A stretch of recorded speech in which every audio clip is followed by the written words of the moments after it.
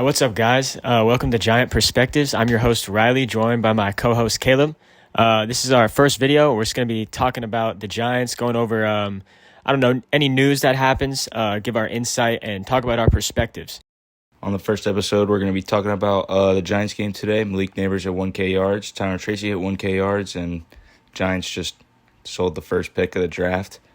And then after that, we're going to talk about Miami and Cam Ward not finishing the game. It was a questionable decision. Talk about the Colorado game. Shedeur plays well behind a bad O-line. That's important for the Giants because we struggle with the O-line. We'll talk about the draft for a little bit, and we'll close out the episode after there. All right, so it's no surprise the Giants went out there today, and I don't think there was more than 12 fans on planet Earth today that wanted the Giants to win, but they went out there today and they won. They lost the first pick. Now the Patriots have it. They control their own destiny with it. If the Patriots lose next week, then they're probably going to draft Travis Hunter. Right now the Giants are sitting at 3. If the Browns lose today, the Browns would be at 3, and then we would be at 4. So as of right now, we're guaranteed top 4.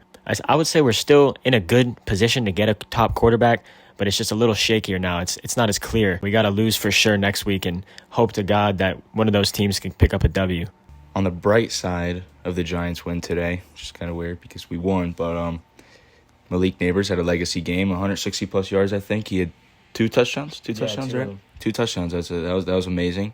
We haven't seen that all season yet, so that was nice to see. And Tyron Tracy had some nice runs there. Game, Slayton got one, Robinson got one, and Malik got one. Our entire receiver room had a great day today.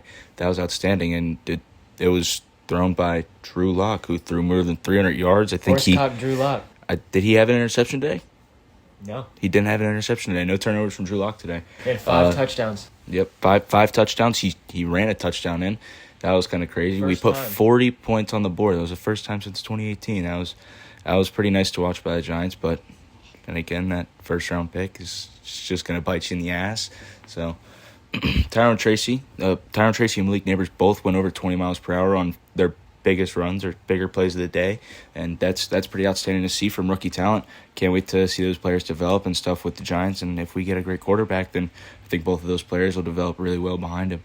All right, jumping in on the defensive side of the ball, we're going to talk about Deonte Banks. I don't know what happened to Deonte Banks. Specifically this game, if we're looking at it, he got head topped probably twice. For whatever reason, he's always in a perfect position to make a play. Every single time. He has great positioning skills, but he just doesn't turn his head around. He doesn't do this. He doesn't know how to grab the ball out of midair or even go for the swat. That's why it's a flag, because if you don't turn your head around, it's a penalty flag. And I don't know. He just needs to get better at that. This season's been really disappointing from Banks. I mean, I don't know if there's been a single time this year where I can say Banks had a good game. Like, I think there's always... No, the Seahawks game. He had a good game the Seahawks game against DK. He held him to 14 yards. But other than that... A shitty game, too, though. He fumbled the ball and everything. DK was Banks did punch it out. Yeah. But I don't know. Other than that game, Banks just... He hasn't looked like he's really been there. He just doesn't look like he's trying. Like he has everything you want in your corner, right? He's athletic. He had one of the highest athletic corner grades coming out of college ever. He's a freak athlete. He can jump, he can run, he's fast, and he's big. That's all those points we traded up to get him. Yeah, and we traded up for him. So the Giants saw something in him. The Giants really saw something in Deonte Banks. They traded draft capital to go up and get Deonte Banks. And he had a great rookie year. There was amazing flashes all throughout that rookie year. But now it just looks like he's not trying, which can I really blame him? I mean, the season's out of reach. It's over with. But I don't care. Like, at this point, bro, you got to go out there and prove to the fans that you aren't as bad as these people think you are. Like, I know there's a ton of fans who think that Deonte Banks is just trash. Like, I don't know. He's proven to me that he doesn't care. He doesn't take it serious. And unfortunately, I think he has a lot of talent in him, and it sucks because I really did. I have a lot of hope in Deonte Banks, and I had a lot of hope in Deonte Banks going into the season because he did have a good season last year, playing as cornerback too. Exactly. And last season he was playing wide receiver too. So think about it. Like, last season he's playing on Tyler Lockett. Last season he was playing on like the T Higgins. And this season now he's got to play on the Jamar Chases. Now he's got to play on the DK Metcalfs. Now he's got to play on the, I don't know, any of the top guys, the Justin Jefferson, instead of playing on the Jordan Addison. So he's had to step up to plate, and he hasn't been able to do it. He's just failed at consistently every week. He's just failed. And it's sad to see. Yeah, it sucks because wanted to see him do good at cornerback one. I was honestly excited to see him at that spot. Yeah. But it's just unfortunate. Drew Lock. Let's give it up for Drew Lock real quick, shall we? Yeah, that was. Yeah, I'll give a little clap for Drew Lock. He was the first quarterback since 2014, Eli Manning, to throw for 300 passing yards, 4 touchdowns, and run a touchdown in. So he had 5 touchdowns on the day today, 300 yards. I mean, what an absolutely amazing game. I don't even think he had it in him, to be honest. I didn't think anyone playing behind that offensive line with this coaching staff could go out there and have a game like that. I didn't think so. Gotta respect the guy, but Daniel Jones only had 5 passing touchdowns in one game. Daniel Jones, Giants. Yeah, in 6 years with the Giants, Daniel Jones never did that. He never did that. For how many games? How many games has he started so far this season? I think 3, 4. He did it in his first 3 games, 4 games. Yeah, I mean, he looked great today. I mean, that really gets me excited about what the future could look like with a young quarterback in there with high upside. Because if Drew Lock is going out there and slinging this thing around, especially since the talent that we have is all young. Wan'Dale Robinson still got a year left in him. Malik, that's a rookie. Tyron's a rookie, and we got Theo Johnson. Malik Neighbors is going to be so good with the rookie. Dude. Once he gets himself a quarterback, he's going to be amazing. Yeah, Theo Johnson. Oh, he got injured though. I forgot about his injury. He did get injured, but Theo Johnson's a dog. It's still his rookie year. That's a good thing about it. Yeah, he's got time left. Yeah, Drew Lock with an absolutely amazing game that honestly took the Giants out of the sweepstakes for Shedeur Sanders. If the Giants lost this game today, then I'm very confident they have the number 1 overall pick sealed up. But because of what we just talked about and Drew Lock, it's like 50-50. Am I happy? I mean, it's cool to see, you know what I mean? But at the end of the day, no. I mean, I think I'd rather have the first pick than see Drew Lock go and have a career day. But I don't know. There's nothing you can do about it now. It kind of just sucks to suck. But, I mean, at least we're still in the top 5. Hopefully we can still get one of those top quarterbacks in Shedeur Cam. And speaking of Cam, yesterday's game was a good game in the first half. I was actually there. It was electric. Lots of fans there actually for a Miami game, which is kind of surprising because haven't really seen packed out Miami games this season. But we had lots of fans there. And then he broke the all-time Division I record for touchdown passes, which props to him. That's awesome. An outstanding record to break. But halftime came around and the third quarter rolled by and he was nowhere to be seen. He came out the locker room without a helmet. We had a chance. I think there was about 1 minute and 10 seconds left in the fourth quarter. We had a chance to get a game-winning drive in there. And everybody in the stadium that was Miami fan, obviously, we want Cam, and Cam just stayed off. And I don't know. It was just I thought that was a questionable decision for somebody who's about to be in the NFL draft. I think that kind of shows.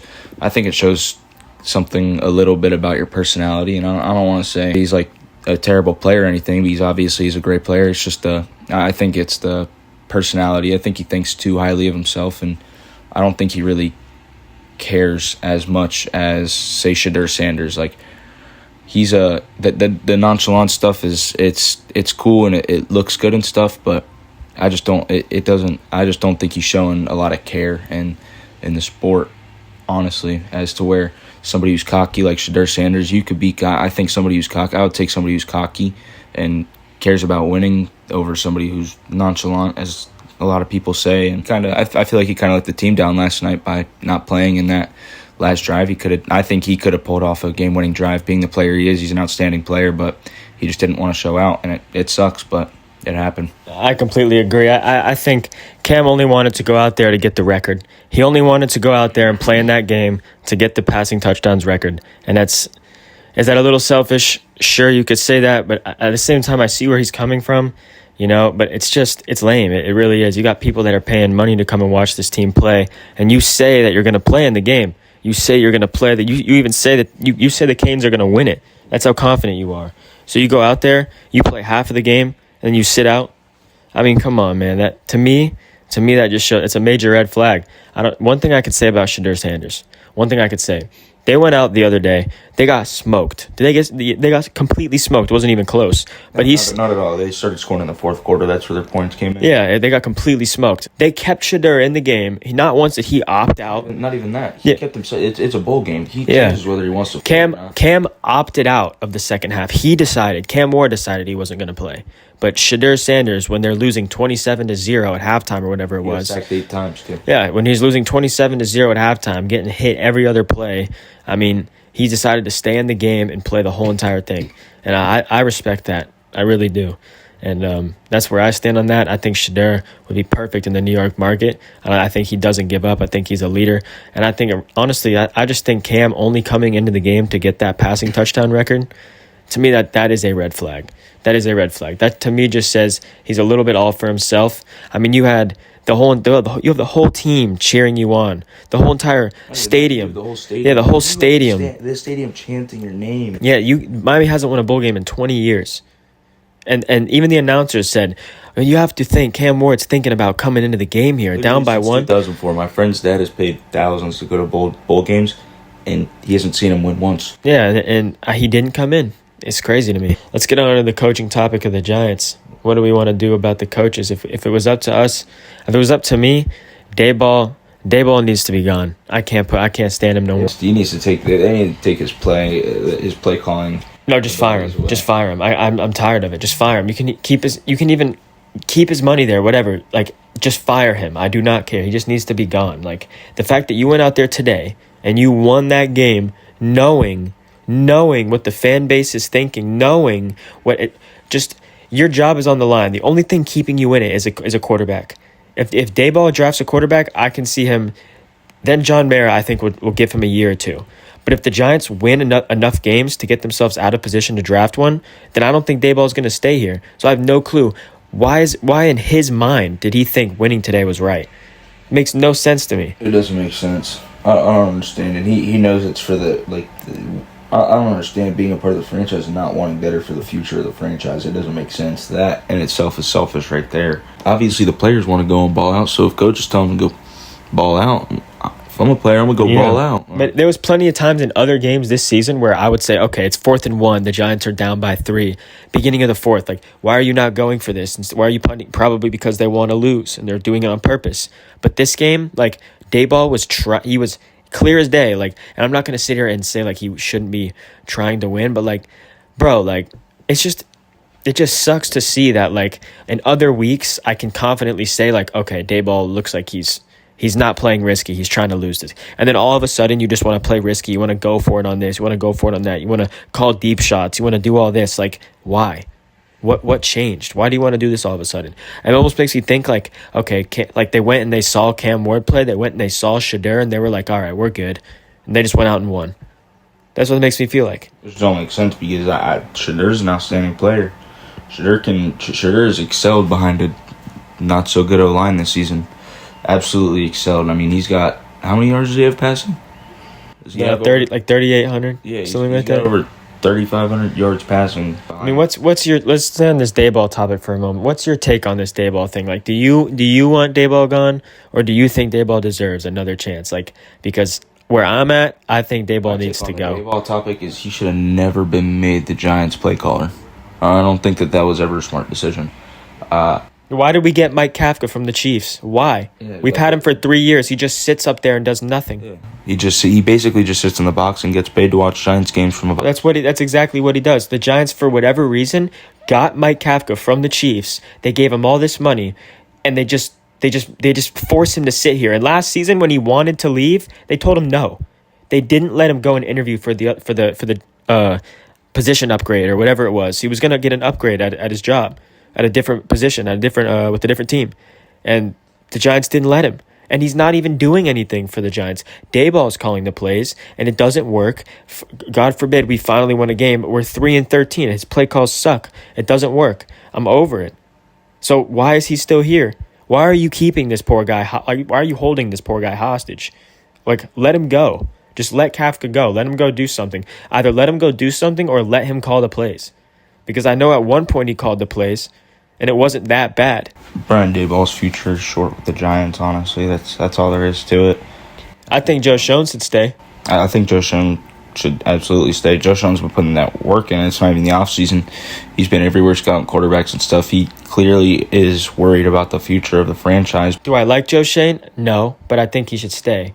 And the reason I think he should stay is simply for the fact that everything the Giants have going for them in their front office is built around Shane. Like, when he came in, he completely modernized the entire Giants facilities. Like, everything is computerized, everything is this, everything is that. What if you go out and get a coach that doesn't like those things, that doesn't do this, that like a general manager that wants it the old-fashioned way, like a Bill Belichick type of coach, Bill Belichick type of person, like a mindset. And you're going to have to go reverse all these things. You're going to have to go do this, do that. Like, I don't agree with some of the things Shane has done, like letting Saquon walk and letting McKinney walk, but I definitely think he is better at what he does than at what Daboll does. Shadur Sanders, Shadur Sanders, I think, is the better quarterback for the Giants to take because he's been playing behind, you'd say probably the worst. I mean, he's been sacked the most out of any quarterback in college, right? It's probably the worst O-line in college. You can argue that it's the worst O-line in college. You can, yeah. and that I think we need somebody who's kind of okay with throwing in that environment and playing in that environment because the Giants have the worst O-line in the NFL for years in a row. And even if it's not the worst, it's still right down there with the piles of shit. And yeah, our line's horrible. We need to draft a quarterback that has played behind a bad one. For sure. And that's another problem with Cam. He's been playing behind a top 10 O-line, and Miami is arguably a top 10 O-line. Top 5, like yeah, arguably top 5. Yeah. Cam doesn't know how to play behind an O-line that can't block for him. You even see some clips where he's actually standing completely still, flat-footed. It happened last night. I saw it in person. He literally stopped. He stopped. He got off the balls with his feet, and he just stopped. He stopped. He stood there. He's not going to be able to do that in New York. And he does have good agility in the pocket, but you've also seen him freak out in the pocket. And he doesn't tuck the ball. He doesn't tuck the ball. When he freaks out in the pocket and he gets sacked, he fumbles the ball. And I'm pretty sure we saw that in the Georgia Tech game. Yeah, that's what cost the game. Yep, it's what cost them the game. And I know a quarterback's job is hard and everything, but I don't think Cam Ward can excel with the Giants if we don't have an O-line, and that's the sad truth about it. Being a Miami fan, I would have loved to come see him play for the Giants, but the sad truth is Cam Ward will not excel behind a bad O-line. But Shadur Sanders, on the other hand, is 3,500. That's what we said. He's put up more than 3,500 yards behind an O-line. He's been sacked more than 50 times this season. And there's how many games are there in a college season? 12 games, 50-something times. He got sacked 8 times last night. And he did throw 2 interceptions, but he threw 2 touchdowns.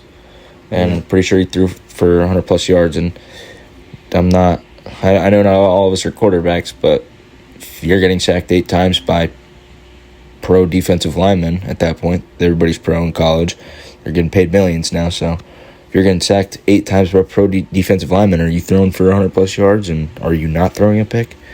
It's just I don't know. I think Shadur Sanders is definitely the right pick for the Giants, and he's shown his interest with the Giants, his interest and gratitude with the Giants. He wants to be a part of the franchise. He was wearing the cleats yesterday.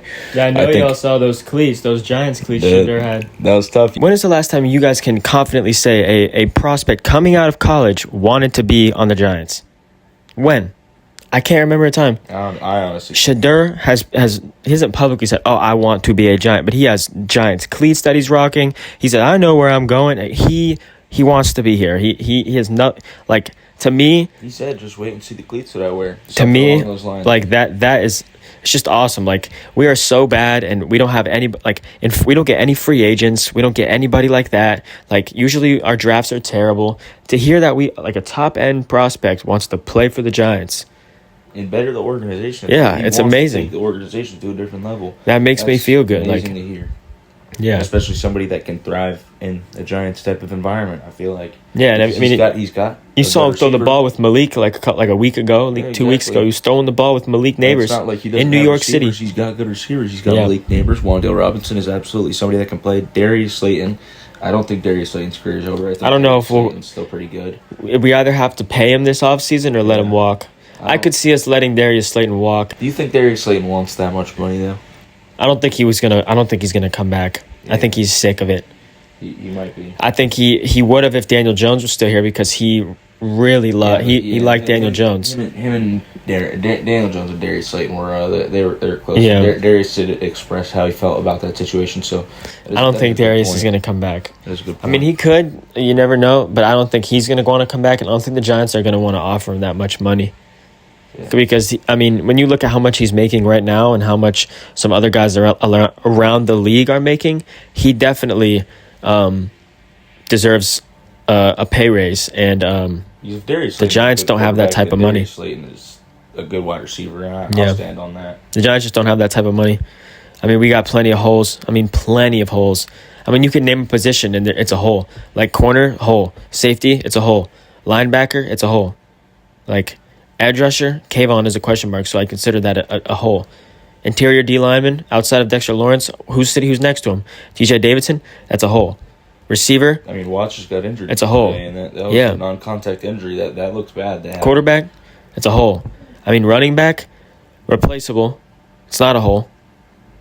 But those are very replaceable. You could find one anywhere, I feel like, with a running back. Tight end. Running backs are getting pretty popular, like really good running backs. Theo Johnson has looked all right, so I won't call that a hole. But, remember that one game where he dropped, 4 passes in a row? You just can't do that at the next level, man. People remember stuff like that. You go out there and you drop 4 passes in one game that are good delivered balls to you, and you drop them all. You can't do that. It stinks, dude. No, you can't. That's what I think about when I think of Theo Johnson. Every time now, I think about those drops before I think of anything else. And it sucks because when we first drafted him, I was so excited. And has he had a decent season? He's had an okay one. But I still think about the drops. Theo Johnson is I don't know. I think he's a dog, but he's just gotta. We gotta work with him and get him better. But I think there's definitely a future there with him. And I guess speaking on rookies, we'll talk about Malik Neighbors and Tyron Tracy were actually the first rookie duo to break 1,000 yards together. They both have broken 1,000 yards this season since, 1980? 44 years? Something like that, yeah. Yeah, 44 years. I think that's an awesome record to break. That's an awesome stat to have, and especially in 40-something years. And I think that those two, if they could get Theo Johnson, on that train and maybe get him. Which I know that they all work out together. The rookies from our draft this past offseason, I heard that they do work out a lot and they are pretty close. So maybe if they could get Theo Johnson to lock in a little bit, we could have a pretty outstanding, what would you call that, 2024 NFL draft class. Yeah. All right, moving on. We're going to talk about if the Giants can't get Shedeur Sanders or Cam Ward, who's the next best option? As far as first round quarterbacks, I think if we don't get one of those guys, I don't want to draft one in the first round.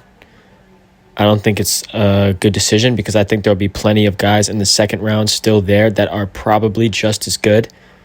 I think if we can't get our hands on Shedeur or Cam, I think we need to take best player available, whether that be a corner, whether that be I don't know, another receiver even. I don't even know. No matter what it is, if it's a safety, D end, no matter what it is, I think we need to take a best player available route if we can't get one of those top 2 quarterbacks, because I don't think anybody else even comes close to those top 2 guys. Who's next? You got Carson Beck. I don't think Carson Beck's next. I honestly think Jackson Dart's next. He's still got to develop a little bit, but I think he could definitely be a good quarterback in the NFL, but he still got to develop and stuff. And I wouldn't mind Milroe in the second round. I wouldn't mind Milroe. I know that's a lot of people probably every fan base in the NFL is thinking the same thing. Milroe in the second round would be cool. So I don't know who's going to actually get him. But I do think he needs to sit for a year if we do draft him. He doesn't need to play right away. He needs to learn. Absolutely. And we get a bridge guy like a Sam Darnold or somebody like that. But, yeah, it sucks, man. It sucks not knowing if you're going to be, one night you're picking number 1 and you know for a fact that you're going to get Shedeur or Cam, and then the next night you don't know if you're going to be picking 4th, 5th. You don't know really what's going on. You probably aren't getting the guy that you wanted to get anymore. And that's just the classic Giants. Last year, the Giants won a game at the end of the season. I was actually at that game, the Giants versus the Patriots game, and we beat the Patriots. And what happened? The Patriots had the 3rd pick. The Giants had the 6th pick. If we would have lost that game, we would have had the 3rd pick. The Patriots would have had the 6th pick. The Giants would have Drake May on their team right now if we lost that game. But they won by a missed field goal. I understand, but at the same time, it's like we would have had our franchise quarterback. Yeah. We would have had our franchise quarterback would be on the team right now. And Well, Malik Neighbors on another team. I mean, yeah, that would have sucked, but man, I don't know. Just thinking about having that quarterback secured up, like. I think I'd rather Shadur Sanders over. But we're not guaranteed him no more. Yeah. That's what I'm saying. Like, we don't know if we can get him. We would have had Drake May, but we sold it. This season, we would have had Shadur. We sold it. We did. I mean, we just witnessed the game that probably took the Giants out of that. No, this game probably screwed the Giants for the next 10 years. It probably did. They were going to draft their franchise quarterback, and now they can't. So if the Browns can win today, they'll stay behind the Giants. We'll still have the third pick, which is still manageable because as of now, New England, it looks like New England wants Travis Hunter. And who's in front of us? The Titans.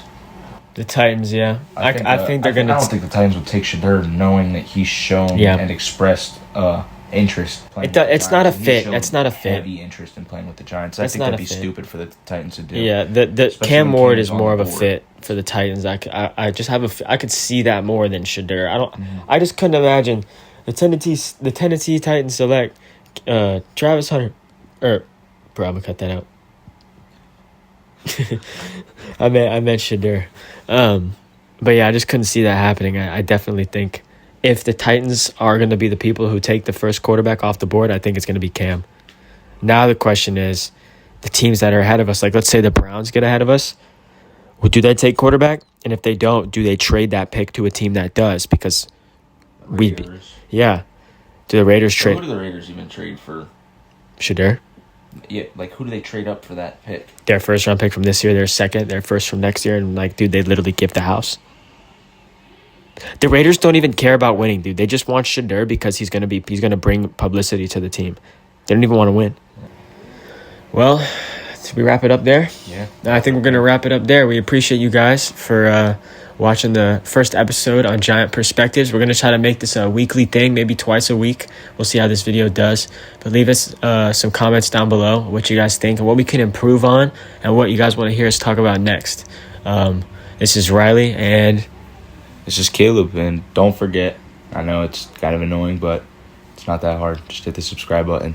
Hit that button. We're trying to grow. We appreciate you guys. So, all right. Have a good one, guys. Peace.